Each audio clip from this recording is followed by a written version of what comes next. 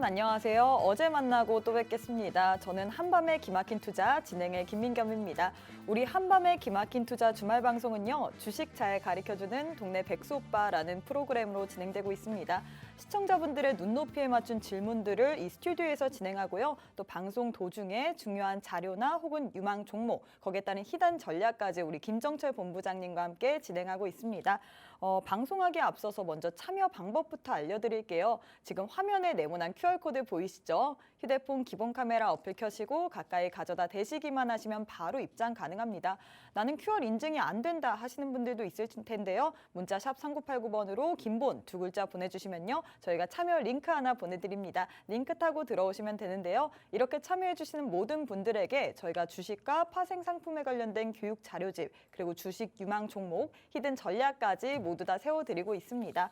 또 시청자 참여 이벤트까지 준비되어 있습니다. 팍스경제TV 시청자 게시판이나 노란통 메신저, 너튜브를 통해서 주식과 파생 상품에 관련돼서 궁금한 질문들 올려주시면요. 저희가 TV 방송 중에 소개해드리도록 하겠습니다. 채택되신 분에게는 저희가 교육 VOD를 USB에 담아서 선물해드리니까요. 지금 바로바로 참여해주시면 좋을 것 같습니다. 그럼 본격적으로 방송 시작해봐야겠죠? 일요일의 주인공 김정철 본부장님 모셨습니다. 본부장님 안녕하세요. 네, 안녕하십니까. 반갑습니다. 네, 본부장님 혹시 MBS라고 아시나요? MBS요? 네, MBS. MBS 유동화증권 아닌가요? 자산증권. 요즘은 이게 아니에요. 네. 무함마드 빈 살만의 약자로 요즘 MBS? 아이돌이잖아요. 그렇게 부른다고 합니다. 드디어, 형님이죠, 형님. 네, 형님. 네. 저보다 돈 많으면 무조건 형님입니다. 네, 드디어 이 우리나라에서 기다리던 무함마드 빈 살만 왕세자가 17일 날 방한을 했습니다. 윤석열 대통령은 새 관저 거실까지 열고 환영을 했고요.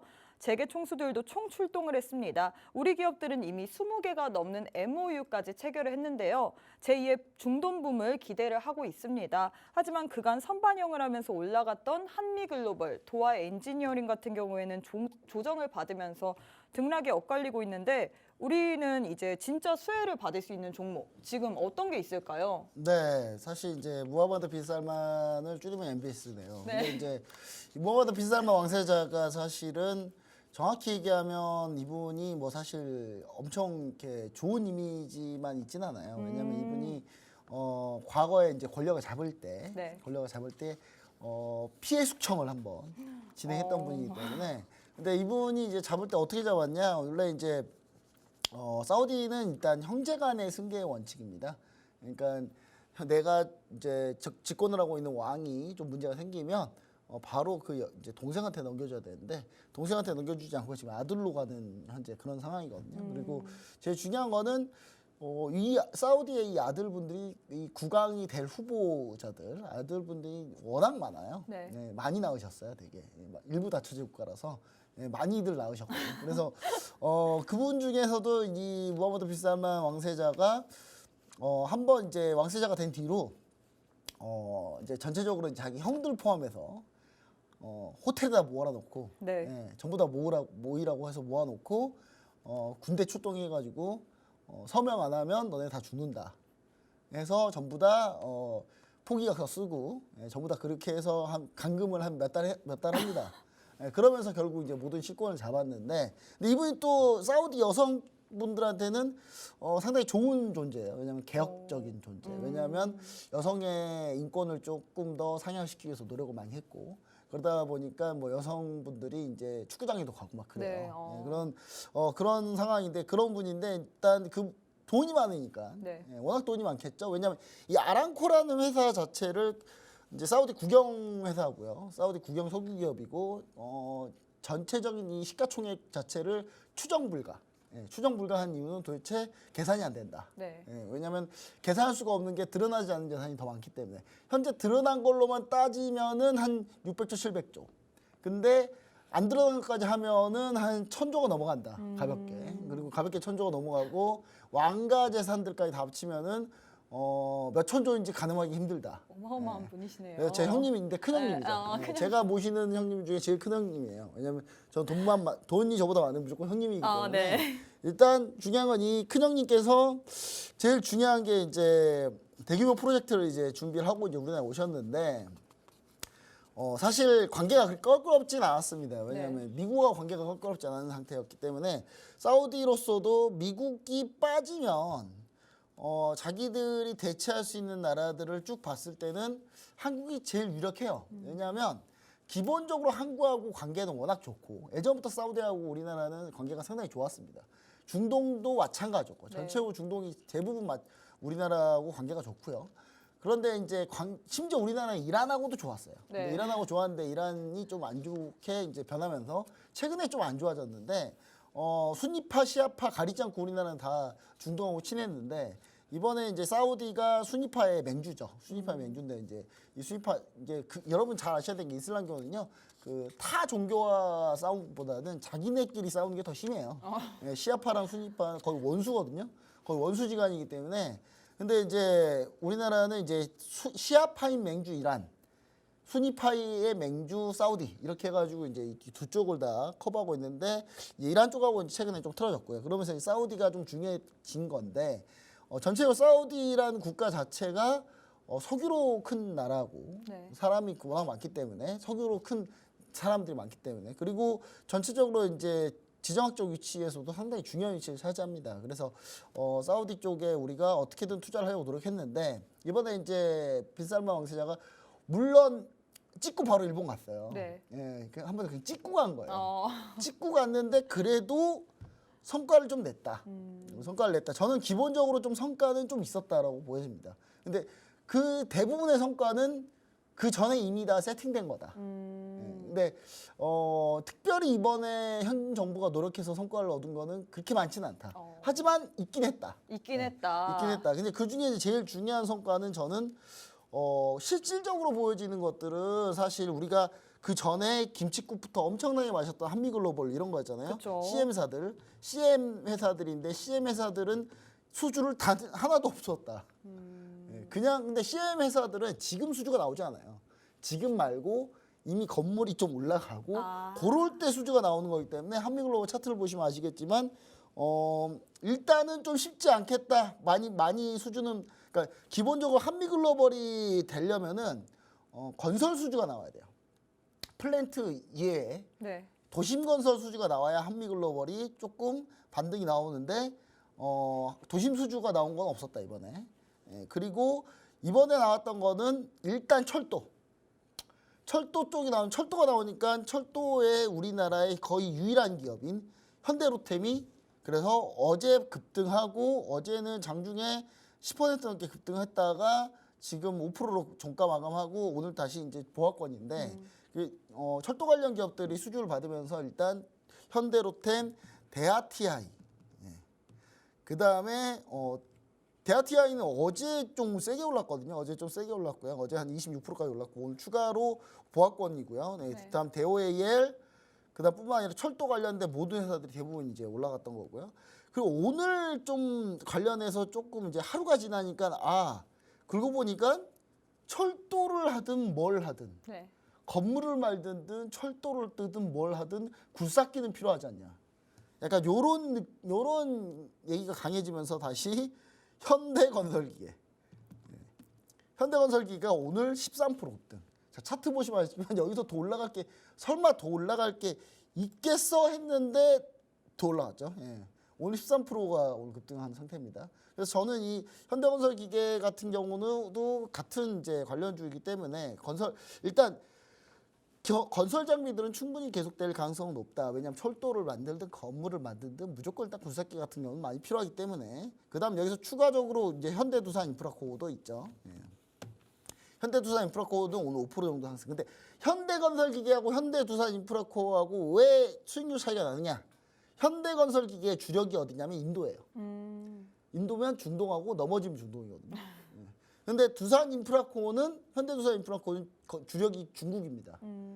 그래서 좀 차이가 난다. 주력 좀 차이가 난다. 이렇게 보시면 좋을 것 같고 그 다음에 이제 우리가 또 봐야 될 거는 이렇게 되면은 결국은 다른 부분들 둘째치고라도 건설 쪽하고 플랜트 쪽은 잘 되지 않겠느냐라는 것 때문에 사실 삼성엔지니어링 같은 경우가 쭉 올라왔다가 한번 꺾였거든요. 근데 오늘 어제까지 뉴스가 나왔는데 이제 어제까지는 밀리고 있다가 오늘 좀 반등이 나오고 있는데 결국 플랜트까지 갈 가능성이 높다. 그 다음에 기존에 중동에 납품했던 회사들은 전부 다 이번에 다시 납품할 가능성이 높다. 왜냐하면 사우디도 인증이라는 게 있어요. 인증. 그게 뭐냐면 어느 이제 기술 인증이나 이런 걸 받아야지만이 사우디에서 그걸 영업을 할 수 있거든요. 네. 그러면 인증 받았던 회사들은 다 그냥 되는 거 아니냐 해서 현대 제가 항상 눈에 얘기했던 현대일렉트릭 오늘 또 추가적으로 또 반등하고 있고요. 그 다음에 BMT라는 회사가 역시 마찬가지로 이 회사 같은 경우가 주로 하는 일이 요겁니다. 보시면 아시겠지만 지금 보시면은 산업용 전기 분전반 그 다음에 주력 제품 플랜트 밸브 이런 거거든요. 예, 이음새 뭐 이런 건데 요거 같은 경우는 이 회사 역시 마찬가지로 인증을 미리 받았고 사우디에서 이미 영업 활동을 하고 있기 때문에 충분히 이게 들어갈 가능성이 높다라고 좀 보여지거든요. 그래서 제가 봤을 때는 충분히 수혜를 받을 수 있다. 그래서 BMT 같은 경우가 심지어 어제 음봉 오늘 또 음봉인데 이 정도면 상당히 좀 좋은 가격대다. 그래서 충분히 다시 가서 다시 정고점은 충분히 넘지 않을까 좀 생각을 하고요. 그 다음에 성과가 있었던 거는 딱 그러니까 사우디 네옴시티 관련주 중에 올라간 것들은 성과가 실제로 이번에 있었던 거고요. 네. 떨어졌던 건 뭐냐면 김치국 마셨는데 실제로 아무것도 없었던 거예요. 그걸 그렇게 나누어 보시면 되거든요. 그러면 이제 수소 쪽은 이미 협력 MOU가 이미 다 나왔기 때문에 그쵸. 수소 관련주들은 우리가 좀 유심히 볼 필요가 있는데 수소 관련주들은 미리 좀 올랐던 면이 있습니다. 그래서 두산 피어셀 같은 경우도 그냥 보합권이고요 현재. 근데 이런 것들은 충분히 우리가 이격을 좀 줄이고 있잖아요. 이동평균선의 이격을 줄이고 있기 때문에 이격을 줄인다는 얘기는 뭐냐면 급하게 올라와서 이격이 늘어났다가 횡보하면서 이격이 줄어들면서 이동평균선이 다시 모아지는 시점. 이 시점이 다시 재매수하는 시점 매수 타이밍이다. 이렇게 보시면 좋을 것 같고요. 그다음 우리가 그래서 제가 얘기 드리고 싶은 거는 효성 첨단 소재 역시 마찬가지로 우리가 충분히 볼 수 있는 종목이다. 같은 흐름의 궤를 같이 하고 있기 때문에 그래서 저는 수소하고 이쪽을 좀 보시면 좋지 않을까. 그리고 또 추가적으로 우리가 아직 얘기가 나오지 않고 있습니다만은 충분히 우리가 예상할 수 있는 그런 부분은 뭐냐? 바로 방산입니다. 방산인데 방산 협력은 이번에 사우디 네옴시티 관련주뿐만 아니라 빈살만 왕세가 와서 이제 협약했던 내용이에요. 네. 그래서 저는 방산은 무조건 할 수밖에 없다. 왜냐하면 미국이 사우디하고 사이가 안 좋은 상태에서 미국이 과연 사우디한테 좋은 조건으로 무기를 내놓을까 이 부분이 제일 중요하죠. 왜냐하면 미국은 현재 자기네 거 생산하기도 바빠요. 지금 계속 우크라이나에 지원을 해줘야 되기 때문에. 그럼 자기네 거 생산하기도 바쁜데 안 그래도 어차피 자기네 거 풀로 돌리고 있는데 굳이 사우디한테 좋은 무기를 팔 이유가 없거든요. 그러면 사우디가 미국제 무기를 쓰고 있는데 이 미국 무기를 쓰고 있다가 호환이 되는 무기를 써야 돼요. 왜냐하면 무기를 갑자기 미국 거 쓰고 있는데 갑자기 러시아 거 수입해서 쓸 수는 없거든요. 그쵸. 서로 체계가 다르기 때문에. 그래서 그럼 미국 체계하고 비슷하게 호환이 되는 게 뭐냐? 우리나라밖에 없어요 또. 예, 그래서 제가 그리고 실제로 사우디는 이미 우리나라의 형궁부터 해가지고 별의별 무기들 다 현재 수입하고 있는 상태이기 때문에 제가 봤을 때는 방산주가 이걸 통해서 반등할 수 있다. 저는 약간 이렇게 보고 있습니다. 그래서 지금 매수 접근하기 좋은 거는 방산주들이 좀 조정을 받았기 때문에 상당히 괜찮다. 그래서 LIG 넥스원 그다음에 한화에어로스페이스 같은 경우도 충분히 우리가 볼 가능성이 높은 종목이다. 이제 미사일 관련주들은 좀 괜찮게 우리가 좀 보시면 좋을 것 같습니다. 그래서 저는 이 부분을 좀 공략을 좀 해보면 좋지 않을까라는 생각을 해보고요. 이번에 사우디 네옴시티 관련주들이 이번에서 이제 한두 번 움직이고 끝나는 게 아니라 앞으로 계속 요 관련 내용 계속 될 거다. 그래서 저는 이제 좀 이 관련주들이 이제 좀 시작한 거니까 그러니까 우리가 꼭 강조할 건 뭐냐면 어차피 공통 분모가 있는 종목들 위주로 좀 하시는 게 제일 좋다. 그래서 아까 같은 이제 굴삭기 관련주도 많이 올랐으니까 관련해서 건설 관련한 종목들 위주로 좀 보시되 제가 얘기 드리고 싶은 종목이 하나 있어요 또. 뭐예요? 하나 있는데 그 종목은 노란통 노란 메신저에 올려드리고 있습니다. 이 종목은요. 건설을 하려면 무조건 측량을 해야 돼요. 예. 측량을 하려면 무조건 이 종목이 낄 수밖에 없습니다. 네. 예, 그래서 해외 사업도 많이 하고 있는 회사니까 반드시 이 종목 확인해 보시면 좋을 것 같습니다. 네, 우리 관련주로 또 하나 히든 종목을 주셨습니다. 히든 종목 궁금하신 분은요. 지금 바로 우측 하단에 휴대폰 기본 카메라 어플 켜시고 가까이 가져다 대시기만 하시면 바로 입장 가능합니다. 지금까지 꾸준히 방송에서 공개된 종목 외에도 노란톡방 안에서는 TV 방송에서 제시된 히든 종목들의 종목명 그리고 투자 전략까지 다 공개가 되고 있는데요. 언제 매수를 해야 되는지 매도를 해야 되는지 정확한 타점까지 제시를 해주시고 있습니다. 우리 반드시 지금 노란톡방 입장에셔서 이 모든 종목과 투자 타이밍 다 받아가셨으면 좋겠습니다. 그러면 이제 노란톡 메신저에 올린 질문과 그리고 한 주간의 동향 한번 확인해 봐야겠죠? 저희 방송은 녹화로 진행되기 때문에 실시간이 아니라는 점 꼭 한번 유의해 주시길 바라겠습니다. 주요 내용 한번 보고 오도록 할게요. 이번 주에도 노란톡방에서는 이슈 종목 그리고 단기 트레이딩, 히든 종목들의 움직임이 좋았는데 또 수익 실현하신 것들이 좀 있어요. 네. 한번 수익률 자랑 좀 해주세요. 네, 일단은 제가 우리 시청자 여러분들한테 제일 이제 얘기 드리고 싶었던 건 뭐냐면 제가 이제 톡방에서 계속 이제 가격대랑 뭐 이런 걸 잡아드려요. 네, 잡아드리는데 이 잡아드릴 때 우리 시청자 여러분들이 좀 잘 판단을 해서 잘 하셨으면 좋겠다라는 생각을 많이 합니다. 근데 이게 제일 중요한 부분 몇 가지만 제가 이제 좀 펼쳐놔서 보여드리려고 하는데 제가 관련해서 사우디 네온시티 관련주부터 해가지고 제가 좀 몇 개 준비해 놨던 것들이 있거든요. 그것들을 하나씩 한번 보도록 할 겁니다. 첫 번째로요.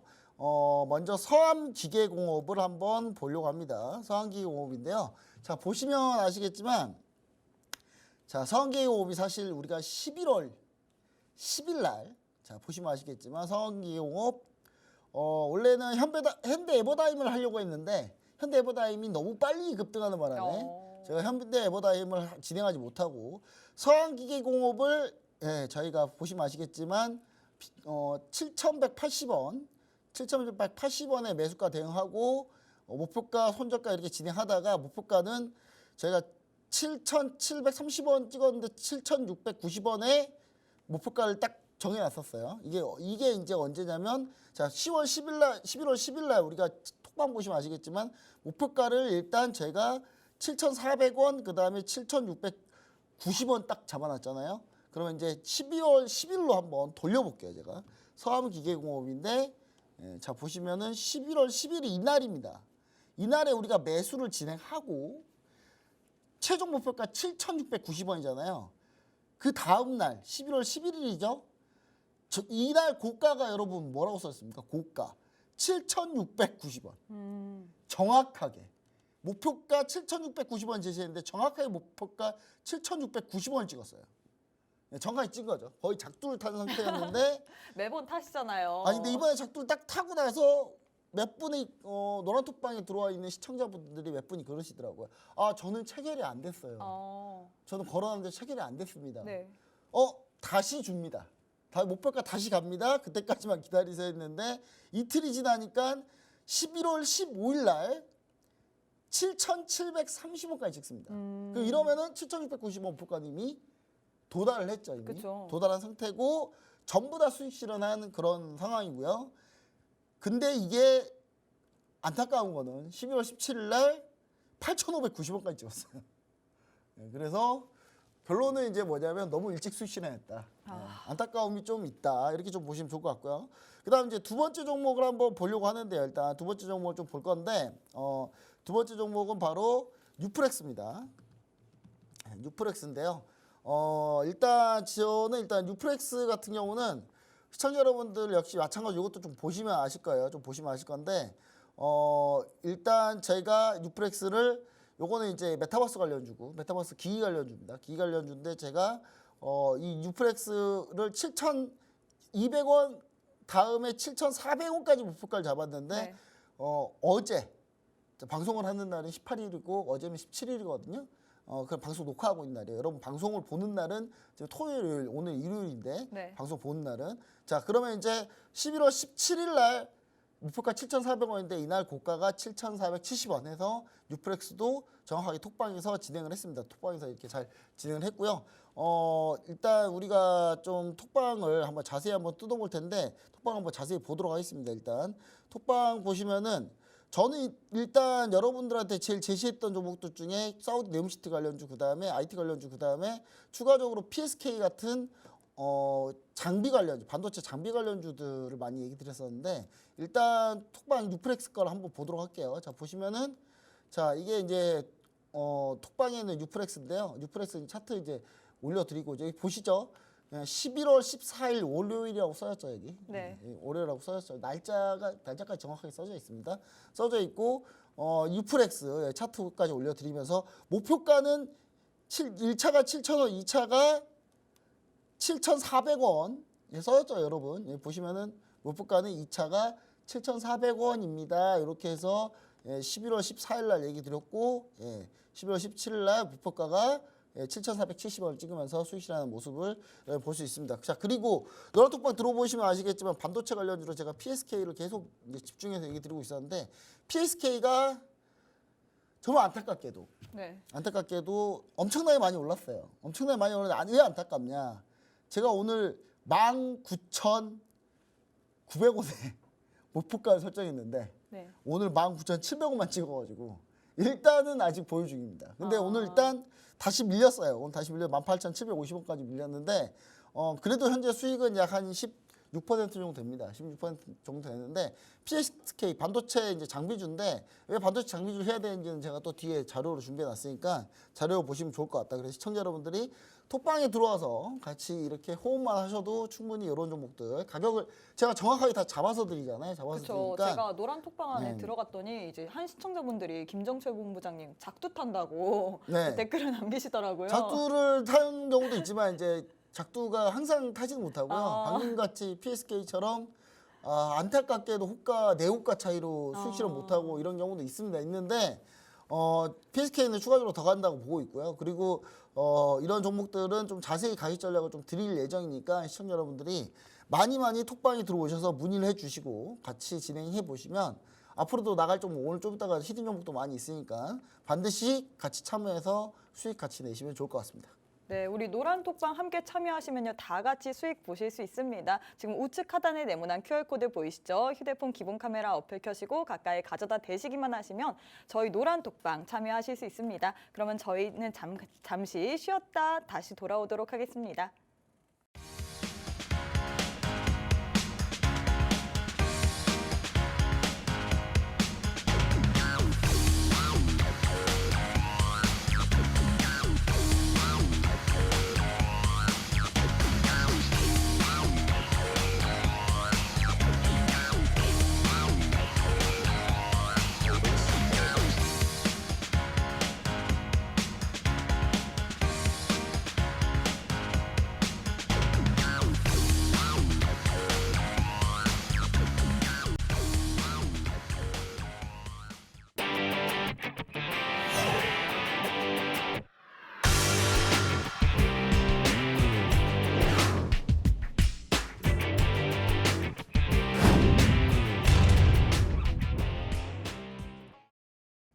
네, 지금까지는 노란 톡방의 한 주간 동향 알아봤고요. 가장 핫한 이슈에 대해서 한번 짚어보는 시간 갖도록 하겠습니다. 첫 번째는 우크라이나, 러시아 전황 관련 이야기인데요. 폴란드 동부 우크라이나 국경지대에 미사일이 떨어져 2명이 숨진 사건과 관련해 우크라이나 대공 미사일에 오발설의 무게가 실리고 있지만 우크라이나에서는 러시아의 근본적 책임론을 제기했습니다. 러시아는 우크라이나 주요 도시와 에너지 시설을 겨냥해 약 100발의 미사일을 발사하는 등 대규모 공습을 가했고 이로 인해 우크라이나 전역에서 대규모 정전 및 통신 장애가 발생했습니다.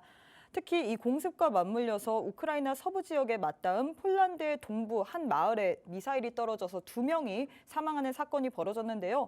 사건 직후에 러시아의 공격이라는 추측이 제기됐으나 이날 조 바이든 대통령은 동맹국들의 우크라이나군이 쏜 요격 미사일이 오발로 폴란드에 떨어졌을 가능성이 있다고 말한 것으로 전해졌습니다. 우크라이나와 러시아 전황 관련해서 한번 투자 아이디어 이번 주에도 알아봐야겠죠? 네, 일단 그 부분 아까 우크라이나 미사일 부분은 제가 좀 이따 이제 바로 좀 이따 얘기 드릴 텐데 현재 전황부터 한번 볼게요. 지금 현재 이런 상태입니다.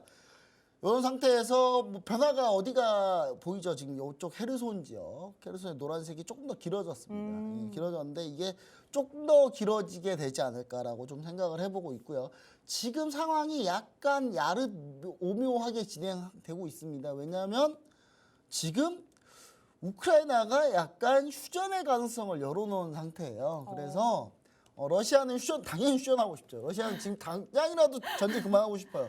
예, 이미 만신창이가 된 상태이기 때문에 지금 당장이라도 전쟁을 관두고 싶은데 이 이유 중에 또 결정적인 이유는 뭐냐면 러시아가 이쪽에다 군을 집중하고 있기 때문에 다른 지역들, 중앙아시아 지역이랑 이쪽에 전혀 영향을 못 쓰고 있어요. 신경을 못 쓰고 있기 때문에 이쪽도 계속 이권이 계속 밀리고 있단 말이에요. 그리고 친러시아 정부, 친러시아 인사들이 계속 밀리고 있단 말이에요. 다른 나라에서도. 그래서 이제 지금 이제 문제가 좀 생기고 있는데 그래서 지금 보시면 아시겠지만 이런 상태인데 저는 우크라이나 참 대단하다고 느끼는 건 뭐냐면 지금 현재 이쪽 동부 전선은 거의 요 밑에는 거의 일진일퇴고요. 여기가 제일 치열합니다. 지금 이쪽에서 지금 제일 치열한 전투가 이루어지고 있는데 이쪽이 제일 치열한 이유는 뭐냐면 여기는 이제 더 밀리면 우크라이나 쳐들어가기 전 상태가 돼요. 그러니까 나라가 오히려 더 뺏기는 거예요. 오히려 우크라이나 반군이 있었던 지역까지 점령당하게 되는 상황이기 때문에 이쪽은 어떻게든 방어를 하려고 노력하고 있고요. 그 다음에 이제 나머지 지역들이 쭉 있는데 이 나머지 지역은 현재 이제 약간 이제 어떤 상황이냐면 겨울 오니까 준비 좀 하자. 겨울 준비. 자, 근데 월동 준비가 우크라이나군은 잘 돼 있어요. 왜냐? 서방에서 엄청난 지원을 해줬기 때문에 월동 장비가 잘 돼 있거든요. 근데 러시아군은 지금 거의 월동 장비가 거의 없는 상태다. 그래서 이대로 겨울 가면 러시아는 거의 전투력이 급감할 가능성이 아주 높아요. 그리고 제일 중요한 거는 이제 땅이 어느 시점이거든요. 땅이 어느 시점인데 땅이 얼게 되면 단단하게 되잖아요. 그러면 이 우크라이나 지역은 전차랑 이런 거 기동하기가 편합니다. 지금은 약간 뻘밭이라서 이동하기 힘들어요. 근데 땅이 어느 순간 우크라이나가 추가적으로 더 공세를 할 가능성이 높다. 그럼 러시아는 밀릴 가능성이 높다. 그 다음에 이쪽 지역인데 요건 이제 하나씩 한번 볼게요. 자, 우크라이나군이 킴브름 반도에 상륙 작전을 개시했습니다. 그게 어디냐면 여기예요, 여기. 여기가 킴브름 반도거든요. 여기 킴브름 반도인데 여기 헤르손을 탈환하고 러시아군이 이렇게 방어선을 치고 있는데 여기에 지금 킴브름 반도에 상륙해서 이쪽으로 치고 가고 있어요. 그게 러시아가 지금 포위될 가능성이 아주 높다. 여기서 포위돼서 러시아 전선이 뚫리면 어떤 상황이 벌어지느냐? 여기서부터 여기까지는 여러분 전부 다 평야예요. 그냥 직행하면 크림반도입니다. 그럼 러시아는 여기까지 밀리면 사실상 패배예요. 이제 왜냐하면 크림반도를 잇기 위해서 이 전쟁을 했다고 마지막 명분 그거 하나 남아 있는데 크림반도를 이을 수가 없어요. 이제 육상으로는 이을 수가 없습니다. 그래서 지금 러시아군이 궁지에 아주 몰려 있다 이렇게 보시면 좋을 것 같고. 러시아가 미 증시뿐만 아니라 미 대선입니다. 이거 못합니다. 미 대선에 개입하기 위해 헤르손 퇴각 날짜를 조정했다. 그러면 미국 중간 선거 이후에 퇴각한 거거든요. 그러니까 미국 중간 선거 이전에 퇴각하면 성과가 있네 하면서 미국 민주당 편은 들까봐 어떻게든 버텨서 중간 선거 이후에 퇴각한 걸로 밝혀졌는데 이거는 그만큼 러시아가 미국을 신경 쓰고 있다. 자, 그 다음에 오늘 방금 딱 나온 따끈따끈한 소식인데 11월 18일 날 나온 따끈따끈한 소식인데 러시아 우크라이나 곡물 수출이 재연장에 합의했습니다. 근데 합의는 했는데 러시아가 부인하고 있어요. 다시. 왜 부인하고 있죠? 그냥 막 해주면 자존심 상하니까 지금 부인하고 있는데 우크라이나가 한 말이 더 웃겨요. 우크라이나 관계자가 한 얘기가 신경 쓰지 말아라. 그냥 어차피 합의된 거다. 러시아가 뭐라 하든 신경 쓰지 않겠다. 그냥 한마디로 러시아는 이제는 이제 거의 이제 상처밖에 없어요. 이제. 자, 그다음 폴란드가 미사일 공격을 당했어요. 이게 이제 우크라이나 방공 미사일로 확인이 됐는데 이 과정이 좀 저는 이때 좀 살짝 무서웠어요. 왜냐하면 폴란드가 나토 회원국이거든요. 나토 회원국인데 나토 회원국이 공격을 당하면 나토에 그 가입된 모든 나라들이 그 공격한 나라를 공격할 수 있게 돼 있어요. 그렇죠. 그러면 즉 대규모 전쟁이 벌어질 가능성이 높았죠. 심지어 폴란드가 미사일 공격 당하고 나서 바로 몇 시간 뒤에 군 총 대비 태세를 선언했어요. 그러면서 폴란드군이 전부 재무장하고 나토에서 회의해서 결정 나면 바로 치고 갈 생각이었는데 그때 바이든이 이거 그냥 우크라이나 유격 미사일일 가능성이 높다. 그렇게 얘기를 하면서 이게 깔아앉은 거예요. 근데 이때 러시아의 반응이 더 재밌습니다. 어떻게 반응했는데요? 러시아 우크라이나 곡물 수출 재연장 합의했을 때 이거 발표했을 때 러시아가 뜸들이다가 나중에 한참 뒤에 우리는 완전히 합의한 건 아닌데 이랬거든요. 근데 이때는 어떻게 했는 줄 아세요? 폴란드가 미사일 공격 당하자마자 전군 대비태세에 딱 들어가니까 러시아가 바로 우리 아니야. 너희 자작극이야 이거. 우리 아니야. 즉 러시아가 얼마나 무서우면. 러시아가 너무 무서워가지고 진짜 이렇게 해서 나토가 쳐들어오면 러시아는 바로 전멸할 가능성이 높아서 러시아가 나토를 두려워하고 있다는 걸 다시 한번 증명한 상황이다. 그리고 러시아가 핵 위협을 했는데 핵은커녕 지금 핵 위협도 못했어요. 만약에 나토가 비상회의 소집하면 러시아가 예전 스타일이었으면 야 너네 핵 쏜다 이랬을 텐데 러시아가 핵 말도 못 꺼냈다. 아니라고 이렇게 부인했잖아요. 그냥 아니라고만 부인하고 너네 자작극이다. 너무 억울하다. 진짜 억울한 사람 표정이죠. 예. 러시아가 내내 거짓말만 하다가 유일하게 진실을 얘기한 거예요 이때. 그러니까 양치기 소년이 100번 거짓말하다가 한 번 진실을 얘기하는데 아무도 안 믿어주면 어떡하지 하는 그 심정으로 얘기한 거예요. 그러니까 한마디로 러시아가 많이 지금 힘들다 상황이. 예, 그렇게 보시면 좋을 것 같습니다. 자 결론은 이제 이렇게 해서 그러면 투자 아이디어 어떻게 보시면 좋을 것 같냐. 자 육감이 에너지입니다. 자 LNG 관련주 지난주에 제가 얘기 드렸던 게 미국 천연가스 재고가 예상치보다 높다. 천연가스 관련주도 관망해야 된다라고 얘기했잖아요. 요거는 변함없이 계속 유지입니다. 자 보세요. 유가 또 떨어졌습니다. 유가는 또 추가 하락했고 이렇게 되면은 저는 근데 과연 유가가 80달러 이하로 떨어질 거냐에 대한 거는 조금 의문은 있어요. 왜냐하면 사우디가 이 80달러 정도는 돼야지 사우디가 조금 재정 수준을 맞출 수 있기 때문에 전 사우디가 80달러 유지하기 위해서 안간힘을 쓸 거다 이렇게 좀 보고 있고요. 자, 그다음 농산물 곡물 관련주인데 요거 관망으로 변경합니다. 관련주도 모두 매도 관망입니다. 곡물 수출 다시 합의 재연장했기 때문에 사실상 곡물 농산물 관련주는 하락이 불가피하다. 네, 그래서 추가 하락할 가능성이 높기 때문에 이거는 접근하면 안 된다라고 좀 얘기를 다시 한번 드립니다. 자, 그다음 한국항공우주, 하나에어로스페이스, LIG넥스원 벌써 4번째 수익 실현했는데 다시 또 들어갈 타이밍이 나왔다. 이건 다시 또 매수할 타이밍이 나왔습니다. 한국항공우주, 하나에어로스페이스, LIG넥스원 돌아가면서 수익 냈어요. 맨 처음 제가 이거 가지고 얘기한 게 하나에어로스페이스로 수익을 한번 크게 냈고요. 네. 그다음 두 번째는 한국항공우주로 수익을 냈고 세 번째는 LIG넥스원으로 냈고 네 번째로는 아무거나 해도 수익 난다 해서 그냥 아무거나 하시라고 했어요. 네. 그래서 이제 아무거나 하시면 수익도 다 냈는데 지금 또 다시 밀렸기 때문에 다시 또 수익 매수할 수 있는 타이밍이다. 이렇게 보시면 좋을 것 같습니다. 방산주는요 아직 멀었습니다. 아직 수주가 아직도 많이 남아있기 때문에 아직 멀었다고 보시는 게 맞습니다. 자, 그 다음에 자. 네옴시티 관련주가 이제 제일 중요한데 우크라이나 재건 관련주가 저는 조금 더 괜찮다라고 볼 수 있는 건 뭐냐면 우크라이나 지금 어떤 상황이냐면 재건하면서 싸울 수 있는 상황이 됐어요. 이제는 전쟁만 집중해야 됐던 상황이었고 지금은 이제 재건하면서 전쟁할 수 있는 상황이 됐습니다. 그래서 제가 봤을 때는 재건이 실제적으로 이루어질 가능성이 조만간 높다 이렇게 좀 보여지고요. 그래서 제가 현대일렉트릭 위주로 집중하자라고 했는데 현대일렉트릭이 또 올랐어요. 또 추가 급등했습니다. 추가 급등했기 때문에 이 부분도 좀 적중했다 이렇게 보시면 좋을 것 같고요. 네옴시티하고 우크라이나 재건 관련주는 확산 가능성. 그러니까 지금 무슨 얘기냐면 이 관련주로 딱 이렇게 정해진 종목만 있는 게 아니라 이게 점점 확산이 돼서 더 많은 종목들이 재건 관련주 엮일 가능성이 높다.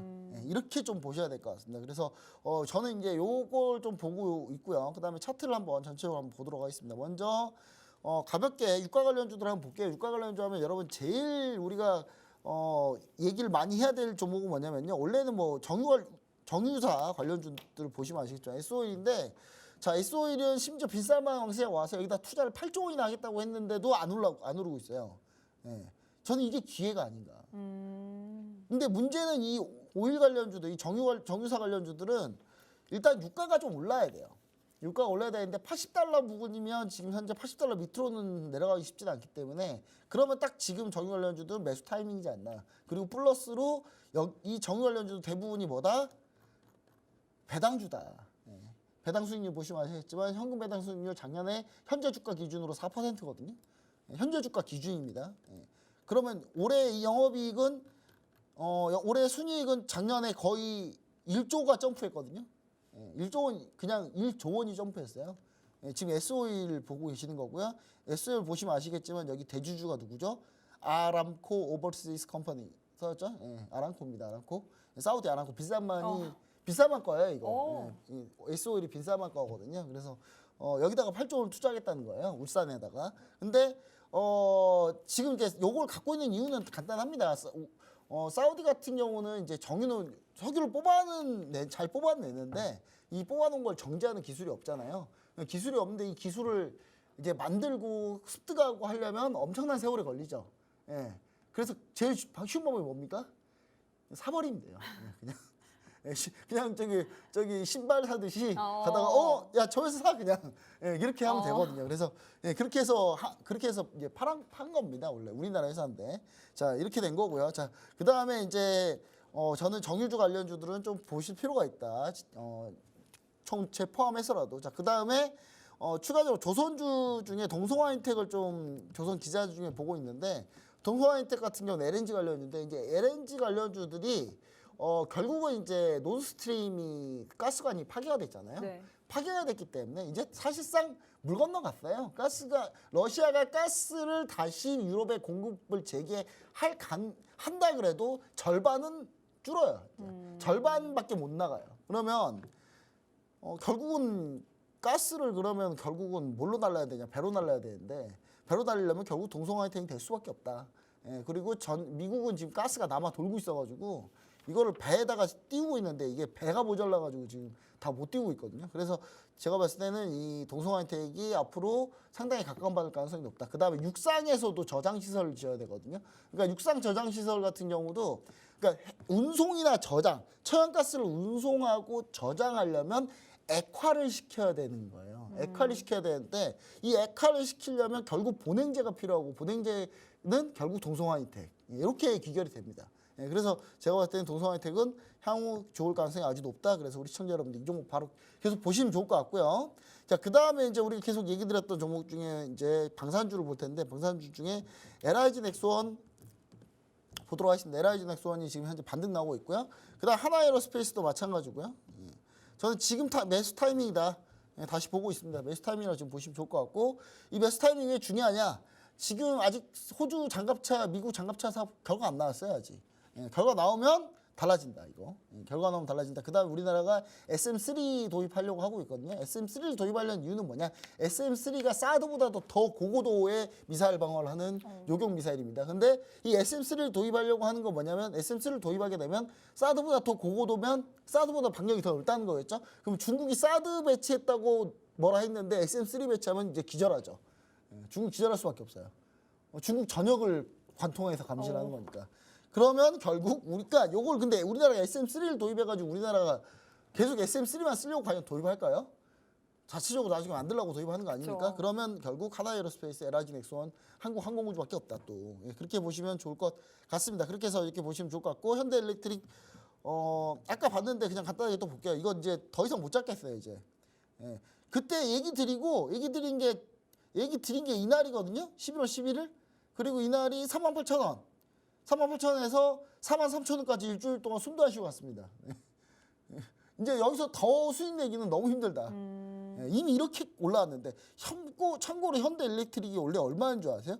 원래 15,000원짜리 종목이었어요. 15,000원짜리 2만 원. 지금 이미 더블 갔습니다. 여기서 추가하기는 좀 이제는 더 보기는 쉽지는 않다. 이렇게 보시면 좋을 것 같습니다.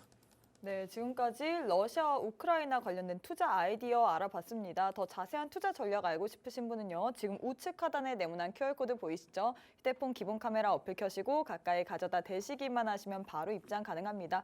그럼 두 번째 질문으로는 우리 어제 방송에서 다 못다한 이야기 해봐야겠죠?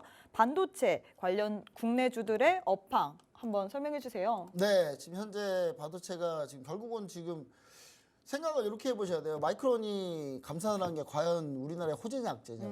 네, 그러면 이제 호재는 단기적인 움직임이 있고 장기적인 움직임이 있겠죠. 근데 단기로 볼 거면 사실 볼 게 없어요. 그냥 단기로는 지금 다 바닥을 잡아가는 과정이고 지금 마이크론이 감산한다 그러면 결국은 설비를 줄이고, 그러니까 여러분 반도체라는 게 설비를 줄이면은 그러니까 감산한다는 얘기는 뭐냐면요. 라인을 멈춘다는 거예요. 라인을 멈춘다. 반도체 생산 라인을 멈춘다는 거고 생산 라인을 멈추면은 기본적으로 뭐부터 여러분 안 팔리냐면 일단 반도체가 재고가 많기 때문에 당장 생산을 안 해도 이 재고만 팔아도 어느 정도 팔 수 있다는 계산이겠죠. 그리고 그게 그만큼 재고가 많다는 얘기고 그럼 라인을 줄이게 되면 그 라인에서 쓰는 소재들이 일단 문제가 생겨요. 그럼 소재 관련주를 지금 해야 됩니까? 소재 관련주는 절대 하면 안 되는 거예요. 반도체 소재 관련주는. 그럼 그다음 장비를 줄인다는 얘기는 다시 장비를 늘리는 거는 거의 안 하겠다는 얘기인 거잖아요. 그렇죠? 그럼 장비주도 그다음에 좋지 않을 가능성이 높아요. 근데 다만 장비주가 되려면 뭘 해야 됩니까? 기술이 다른 신장비를 새로 라인을 건설하는 거죠. 그러니까 기존의 기술력이 좀 오래된 라인을 멈추고 오래된 라인 3개를 멈추고 신규로 된 라인을 하나를 더 만드는 거죠. 그러면 장비주는 될 가능성이 있다. 이렇게 좀 보시면 좋을 것 같은데 자 전체적으로 좀 보시면 아시겠지만 2022년 2분기에 메모리 반도체 주문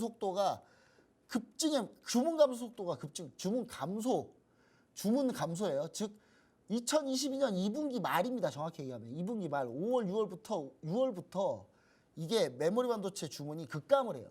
급감을 한다는 게 뭐냐면 오더컷이 계속 나왔다는 거예요. 자, D램 출하량의 평균 5%를 계속 하회하고 있습니다. 계속 매 달마다 계속 5에서 10%까지 하회하고 있어요. 계속. 자, 재고 수준도 역대급이다. 지금 삼성전자가 가지고 있는 반도체 재고가요. 10조를 넘어갔습니다. 지금 10조를 넘어간 상태예요. 그러니까 재고만으로도. 자, 주문 축소 후에 다시 반등까지 보통 2016년에는 2분기 6개월 정도 걸렸고 2019년에는 9개월 정도 걸렸다고 보시면 돼요. 3개 분기니까. 자, 그럼 이번에는 이 겨울이 얼마 정도 갈 거냐. 근데 이 겨울이 얼마 정도 갈 거냐인데 지금 현재 겨울이고요. 네. 현재 겨울인데 지금 2분기 말이라고 치고 그냥 3분기라고 치면 3분기부터 안 좋았다고 치면 3, 4 그러면 1, 2 최장 내년 상반기까지 안 좋을 수 있다. 그럼 내년 하반기에는 조금 다시 반등한다는 얘기죠. 수요가. 왜냐하면 보세요. 재고가 줄면은 여러분 지금 당장 라인을 줄이면은 재고를 먼저 팔잖아요. 그럼 재고가 어느 정도 팔렸어요. 팔리면 뭐해? 그때부터 다시 만들어야죠. 네. 그 만든 시점이 조금 내년에 한 6월 전에는 온다 이거죠. 그 6월 전에 온다. 내년 6월 전에 온다. 여러분 주식 투자는 몇 개월 선행한다고요?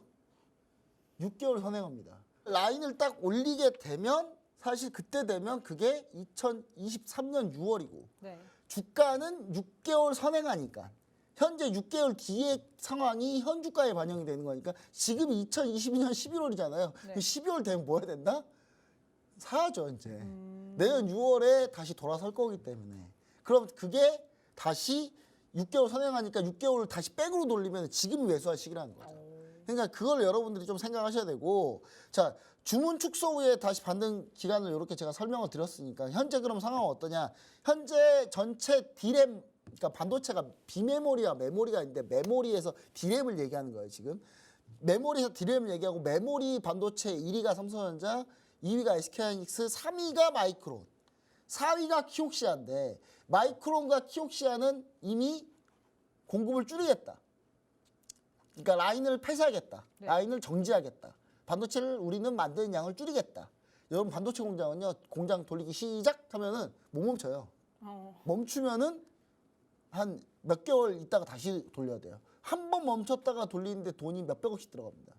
그럼 쉽게 멈춘다는 결정을 못 해요. 24시간 계속 생산한단 말이에요. 반도체는. 근데 지금 현재 그렇게 된 공급 축소를 지금 이미 얘기해 놓은 상태고 그런데 거기서 삼성전자가 한마디 합니다. D램 1위죠. 삼성전자가 우리는 아직까지 공급을 축소할 생각이 전혀 없다. 즉 삼성전자는 현재 규모 경제, 메모리 반도체 규모 경제 때문에 원가가 제일 싸기 때문에 삼성전자는 아직까지 타격을 받지 않는 겁니다. 심지어 여러분 올해 2022년 4분기에요. 마이크론은 적자가 날 가능성이 있어요. 4분기에. SK하이닉스도 적자가 날 가능성이 있습니다. 삼성전자는. 삼성전자가 원가가 제일 싸기 때문에 삼성전자 흑자겠죠. 그러니까 삼성전자는 흑자 인상, 흑자로 갈 가능성이 높기 때문에 네. 전혀 별로 관심이 없는 거예요. 그러니까 삼성전자가 뭐가 됐든 우리는 돈만 벌면 돼. 돈을 좀 적게 벌겠지. 근데 너네는 적게 벌기 때문에 너네는 덜 생산하겠지. 그럼 덜 생산 우리는 많이 팔면 돼. 맞잖아요. 그렇죠. 많이 팔면 조금이라도 이익을 남기면 많이만 팔면 이익률은 더 올라가죠. 이 전체 이익 금액은 더 올라가겠죠. 이제 그걸 노리고 있는 거고요. 삼성전자가 예전에도 이렇게 해서 무려 메모리 반도체 업계 한 20-30개를 순식간에 파산시켰어요. 그러니까 2008년 이후에 삼성전자가 메모리 반도체 치킨 게임을 시작해가지고 다른 데는 다 공급을 축소하자고 하고 있고 삼성전자한테 따로 불러가지고 이재용 회장을 따로 부르기도 했어요. 유럽에서. 너네 좀 그만 좀 만들면 안 돼? 우리도 안 만들 건데. 근데 삼성전자가 우리 계속 만들 건데. 그랬더니 그때 이건희 회장님이셨네요. 고 이건희 회장님. 네. 근데 그랬더니 유럽의 거의 모든 반도체 메모리 반도체 회사가 다 전멸했습니다. 전부 다 파산하고 대만도 다 파산하고 대만도 메모리 반도체가 거의 씨가 말랐어요. 그래 일본도 지금 키옥시아 빼고는 거의 다 망했다고 보시면 돼요. 그때. 근데 삼성전자가 그걸 다시 하려고 지금 준비하고 있다. 그냥 삼성전자는 치킨 게임 하면 좋은 거 그래. 치킨 게임 하면 내가 유리하지 너네가 유리하냐? 약간 이런 거고요. 그 삼성전자가 이제 지금 노리고 있는 거는 DDR5로 전환하려고 하고 있다. 지금 서버용은 수요가 나쁘지 않습니다. 왜냐하면 서버용 수요가 나쁘지 않은 이유는 뭐냐면 지금 서버용 수요가 상당히 중요한데 서버가 뭐냐면 우리 시청자 여러분들이 너튜브 이런 거 보면은 영상을 어딘가에 저장을 해놓고 그걸 올리는 거겠죠. 그걸 스트리밍 하는 거잖아요. 그러면 너튜브 보면 너튜브 그 회사가 제일 많은 비용을 차지하는 게 서버들이에요. 그 서버들이고 데이터 센터잖아요. 그럼 데이터 센터에 들어가는 반도체는 계속 켜져 있어야 되기 때문에 엄청나게 소모량이 많아요. 그리고 여기에 또 전기도 많이 잡아먹고. 근데 DDR4를 쓰고 있다가 DDR5로만 반도체를 바꿔버리면 전기세가 확 다운됩니다. 그러면 DDR5로 바꾸려는 유혹이 들 수밖에 없죠. 들 수밖에 없기 때문에 이 서버용은 유지를 하기 위해서라도 DDR5 교체 수요가 있다. 그러면 DDR5 교체 수요가 삼성전자, SK하이닉스 위주로 갈 가능성이 아주 높기 때문에 이 부분은 우리가 충분히 고려해야 된다. 그 다음 그리고 삼성전자는 비메모리에 집중을 하고 있습니다. 어차피 TSMC가 아무리 날고 기어봐야 대만에 있어요. 대만에 있는데 중국이 야 대만 너네 쳐들어가 야 너네 꺼져 그러면 딱 들어가잖아요. 딱 들어가면 대만 딱 들어가면 결국 TSMC는 중국게 돼요. 쳐들어가면 점령을 한다는 전제하에 미국이 그래서 대만을 열심히 방어를 하고 있는데 우리가 대만을 이렇게까지 열심히 방어할 필요가 있나? 그럼 어떻게 되느냐? 대만에 있는 비메모리 공장을 미국으로 옮겨갈 수만 있다면 대만을 굳이 방어 안 해도 되거든요. 근데 그게 현실적으로 불가능하니 지금 삼성전자 비메모리에 집중을 해서 삼성전자의 수주를 좀 주려고 하는 거고요. 그래서 이제 우리가 지금 봐야 될 거는 비메모리 쪽은 증설할 가능성이 높기 때문에 반도체 관련주 중에 삼성전자, SK하이닉스 이런 걸 하자는 게 아니고 비메모리하고 장비주들 위주로 비메모리 공장을 만들면 뭐부터 들어갑니까? 장비부터 들어가요. 그럼 비메모리 건설하고 장비부터 들어가면 여기 관련한 수혜주들이 분명히 있다. 그 수혜주가 땡땡땡땡땡땡 히든 종목입니다. 네. 이건 노란톡방에서 제가 진행해 드릴 거고요. 지금 보시면 SK하이닉스, 마이크론, TSMC 매출인데 TSMC 매출은 엄청나게 늘었죠. 엄청나게 늘었는데 이게 더 이상 늘기 힘들고 TSMC가 현재 매출이 꺾이고 있다라고 보시면 좋을 것 같고 현재 SK하이닉스하고 마이크론 재고자산 회전율인데 회전율이 계속 낮아지고 있습니다. 낮아지고 있고 현재 TSMC조차도 재고자산이 안 좋아요. 그래서 삼성전자 재고일수 주가 추이인데 재고일수에 따라서 주가가 움직인다고 보시면 돼요. 재고가 많아지면 주가가 떨어진다고 보시면 되거든요. 밑으로 내려가면 재고가 많아지는 거예요. 그래서 재고가 많아지면 주가 떨어지는데 삼성전자 주가가 다시 돌리고 있다는 건 뭐냐? 이거는 결국 이 상태로 가진 않는다.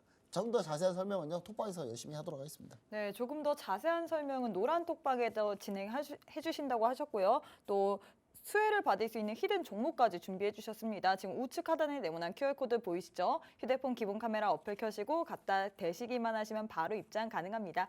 저희가 준비한 내용은 여기까지입니다. 저희는 다음 주 이 시간에 좀 더 좋은 내용으로 여러분들을 찾아뵙도록 하겠습니다. 시청해 주신 여러분 고맙습니다.